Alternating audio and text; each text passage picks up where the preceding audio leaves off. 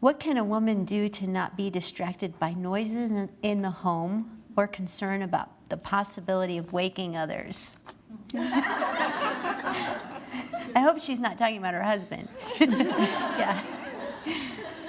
Well, I guess I'll take that one since we still have kids in the home.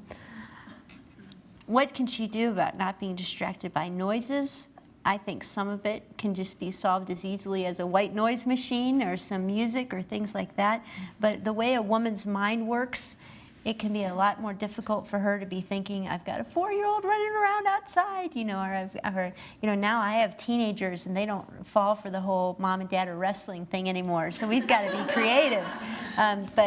This is the one reason that I'm thankful that God created video games, because when they play video games, they're just zoned into that. But you do have to be creative when you have kids at home. You have to be creative with your time in terms of making sure that you have time with you and your husband where you feel that there's some privacy and that kids aren't going to be knocking at the door and that you won't be waking them up. So yeah, we did something pretty radical when we had 4 teenagers. We were missionaries living in Austria, and between the 6 of us, we had one very tiny bathroom to share, and that's a European home. But the walls, you could kind of hear through them, and we didn't own the home, we rented it, but we just knew that we needed some privacy even to be able to talk, because we'd be in bed at night talking, and our girls would knock on the door, on the window. We would be in bed talking, and our daughters would knock on the wall.